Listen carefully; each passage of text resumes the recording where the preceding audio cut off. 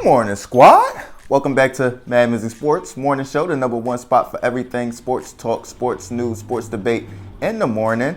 Hope y'all had a safe, fun, adventurous, great weekend and holiday. We have a beautiful rundown today, episode 80. Of course, we're going to go back to NFL and touch on the Saturday games, but we're going to start it off going back to Broncos, Rams, 51-14 beatdown. Who's to blame for the disappointing season for the Denver Broncos? Then we're going to touch on, will the Packers make the playoffs after a 26-20 win over the Miami Dolphins on Saturday? Who's Christmas Day MVP in the NBA this year? Who's the best player in the Eastern Conference? Is it Jayson Tatum finally taking the crown from Giannis and KD?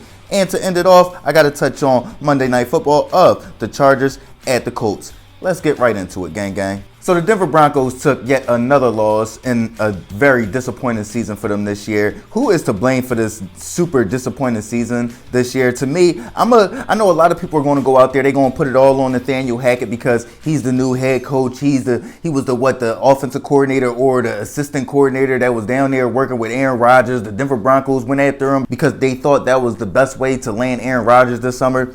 Didn't happen, didn't pan out, still went out and got Russell Wilson, and it's just been an absolute terrible experiment so far. For me, it's got to be Russell Wilson, though. You look at him yesterday, 15 for 27, 214 yards, 1 touchdown, 3 interceptions. On the season, he has 12 tubbies and 9 interceptions for a dude that's getting paid $250,000 in this contract. He's getting like 5 years, $250 million. That ain't guaranteed. I think only like 160, 180 mil might be guaranteed. So in the back of his mind, he might have been like, hey, listen, y'all might be overpaying me, players. You know what I'm saying? But to me, you got to put the brunt of the blame on Russell Wilson. He won't be released. He won't be traded. Nathaniel Hackett will get fired, and he probably deserves to be fired because he's not the one that's turning around. You don't see easy plays coming out of the Denver Broncos. And when you hire somebody that's an offensive mind, then you should see that reflected on the field. You should see easy plays. You should see explosive plays. You should see players running open because of your play design. You get what I'm saying? Or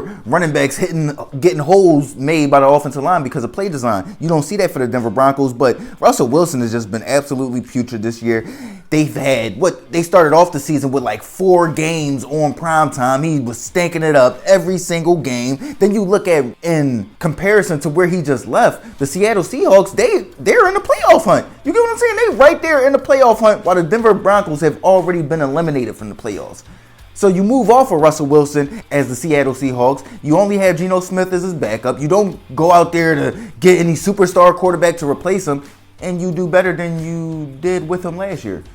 The Denver Broncos acquire him, and they are doing worse with him this year than they were last year. Listen, to me, the brunt of the blame has got to go on Russell Wilson, man. I'm a huge Russell Wilson fan, but he got to turn it around, bruh. You feel what I'm saying? It's not looking good for his legacy if he can't turn it around in Denver. If he can't turn it around in Denver, it's looking like it was a lot of Pete Carroll, that run game and that defense down there in Seattle. Let's move on. Will the Green Bay Packers make the playoffs after a 26-20 win over the Miami Dolphins? The first thing I want to say is just what a terrible fourth quarter by Tua Tagovailoa. 3 interceptions. Like they said, he assumes too much where, all right, I'm going to look this way. If I look back that way, the linebacker's still not going to be there. No, the linebacker's still sitting there now. They seeing that you're just trying to move them with your eyes, so you got to start hitting some of those plays that you're looking at before you start looking one way just to throw back another way. You get what I'm saying? You got to throw the way that you're looking a few times to get away with that. But let's talk about the Green Bay Packers. To me, no, they will not make the playoffs. I just love the simple fact that they did turn it around in comparison to the previous team I was just talking about, the Denver Broncos, who started off very disappointing, just like the Green Bay Packers, but never turned it around and are going to finish off the season just underperforming. But the Green Bay Packers, they actually did turn it around, and I think it happened with the Dallas Cowboys, but to see them actually turn it around this season, to actually see Christian Watkins, Romeo Doubs, and all those dudes come together, get better, and start growing with Aaron Rodgers is just amazing to me. It just shows the competitive nature of Aaron Rodgers to not ever bend, not ever break, not ever fold. If they got a chance to go out there, if they're still mathematically alive in the playoff hunt, then he's going out there and he's trying to get it. He's trying to figure things out, and he's getting these dubs late down the end of the stretch of the season. And you can do nothing but respect Aaron Rodgers for that. I just want to tip my cap to Aaron Rodgers, the Green Bay Packers, Aaron Jones, A.J. Dillon, all those dudes, like, because they didn't give up. You feel what I'm saying? They didn't give up when they could have, when Rashawn Gary went down for the year, when the defense was looking like, oh, dang, they might be even worse than they were last year. Jair Alexander didn't fold. Preston Smith didn't fold. Just got to tip my cap to the Green Bay Packers, but no, they will not make the playoffs. When you look at the scenario that's ahead of them, they have to win out, which they got the Vikings and the Lions over the next 2 games. They'll probably lose one of those games. Then they have to hope that the Washington Commanders either drop one of their last 2 games or the New York Giants drops both of their last 2 games, which I don't see the New York Giants dropping both of their last games. So they're looking to win out and then pray that the Washington Commanders can drop one of their last 2 games. To me, I don't see them winning out, man. I think the Detroit Lions are going to come out there and probably pull out a win on them in the last game of the season. They'll probably get that win against the Minnesota Vikings just because they want to get some get back. But yeah, I'm going to say no. They're not going to make the playoffs, but I am highly impressed with how Aaron Rodgers and the rest of the Green Bay Packers turned this season around. Let's get into who is the Christmas Day MVP in the NBA yesterday. To me, when you look at all the games, we had some close games. You had the Dallas Mavericks and the Los Angeles Lakers. They were kind of going at it, but I want to focus on the Denver Nuggets and the Phoenix Suns and Nikola Jokic. To me, Nikola Jokic was clearly the Christmas Day MVP. 41 points, 15 rebounds, 15 assists, and a 125-128 win over the Phoenix Suns in overtime at home.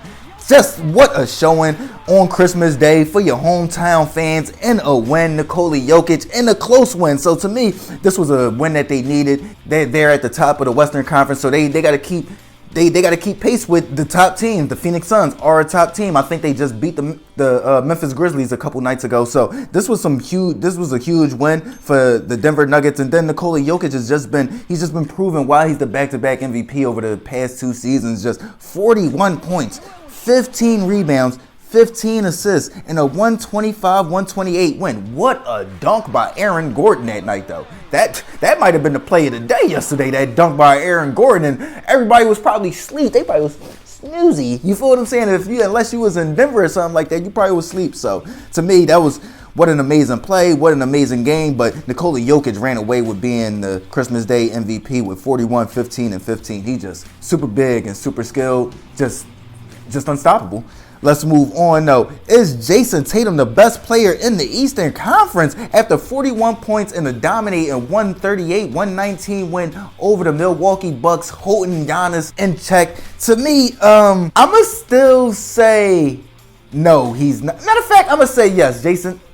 This is a tough one, man. I don't know, dog. Y'all making me pick between Jayson Tatum and Giannis Antetokounmpo. I do think it's between Jayson Tatum and Giannis Antetokounmpo over Jayson Tatum and Kevin Durant, or Kevin Durant and Giannis Antetokounmpo, simply because Kevin Durant didn't make a finals in the past 2 years. Jayson Tatum was in the finals last year, and Giannis Antetokounmpo won the finals 2 years ago. So, to me, that's what splits them apart. And then you just see the dominance when you see Jayson Tatum averaging 38 and 4, Giannis is averaging 31, 11, and 5. Then you got KD averaging 36 and 5. To me, you just see that lack of dominance in the paint, that lack of grit defensively. You get what I'm saying? You see that grit defensively from Jayson Tatum with his 8 rebounds that he's forcing. His perimeter defense. I just like his body type and Giannis's body type in comparison to Kevin Durant, who is a little bit slender and it seems to be getting in his way once it hit playoff time. So to me, I'm gonna say it's between Jayson Tatum and Giannis Antetokounmpo, but I'm gonna roll with Jayson Tatum simply because of his grit and his want for it. You get what I'm saying? I think that's what separates Jayson Tatum, especially from Kevin Durant, is his want for it and his skill with it. You get what I'm saying? I think Kevin Durant matches his skill, but he doesn't match his want. Kevin Durant is that dude that, don't talk about me in the conversation for the greatest, and don't put all this pressure on me. I just want to hoop. I just want to go out there. Like Stephen A said, he probably one of those dudes that go out there and just rather ball without no shot clock, without them keeping score. He one of those dudes that probably rather go out there and ball without them keeping score. Jayson Tatum, one of those dudes, no, you better keep score. I'm competing, bro. I'm trying to beat that next person, that person that's across from me. I want to know what the score is. You get what I'm saying? So I think that's what separates Jayson Tatum. Giannis and Jayson Tatum just have that dog in them, but to me, Jayson Tatum and his skill, his handling ability, his ability to get to the rim, his passing is getting better, man. I'm going to say that Jayson Tatum right now is slightly the best player in the Eastern Conference over Giannis Antetokounmpo. But moving down the stretch, I might say that Giannis Antetokounmpo is better because he was hitting that mid-range yesterday. So if Giannis can really dominate in that 15-foot range, oh my goodness. Oh my goodness. I'm going to revert back to this later on. You get what I'm saying? So to me right now, I'm going to lean towards Jayson Tatum, seeing as he was in the finals last year. He beat Giannis Antetokounmpo on the way to the finals. That game 6 where he matched Giannis and Milwaukee to force a game 7 and then to get them past the Milwaukee Bucks. So to me, I'm going to lean right now slightly towards Jayson Tatum as being the best player in the Eastern Conference over Giannis Antetokounmpo. But let's touch on Monday Night Football before we get out of here. We got the Los Angeles Chargers at the Indianapolis Colts. To me, I'm going to go with the Los Angeles Chargers big in this one. You got Justin Herbert versus Matt Ryan. You got Khalil Mack. I think Joey Bosa is expected to come back tonight. Derwin James out there if he's coming back tonight. You just got so much talent for the Los Angeles Chargers. The Indianapolis Colts, they just been reeling lately, losing 4 straight games. The Los Angeles Chargers have won 3 of their last 5 games. I'm going to go with the Los Angeles Chargers big in this one, 31-10. I do believe that Jeff Saturday will be immediately fired after the season because he seems, after that first win where, I mean, they came back, like I said, against the Las Vegas Raiders. You know, they be having fluky wins and losses this year for the Las Vegas Raiders, and they had one against the Indianapolis Colts. But besides that, they just been seeming very overwhelmed. They seem very overwhelmed. You get what I'm saying? So I'm gonna go with the Los Angeles Chargers, 31-10. Let me know what y'all think, though. This is episode 80. Broncos Rams 51-14 beatdown of the Denver Broncos by the Los Angeles Rams. Who's to blame for the disappointing season in Denver? Is it Russell Wilson? Is it Nathaniel Hackett? Will the Packers make the playoffs after a 26-20 win over the Miami Dolphins on Saturday? Who was the Christmas Day MVP? Is Jayson Tatum the best player in the Eastern Conference? And then break down Monday Night Football for me, y'all, and give me your prediction of the Los Angeles Chargers at the Indianapolis Colts. MadMizzy Sports Morning Show. Like, comment, share, subscribe, listen, alert. MizzyWorld Entertainment. Gang.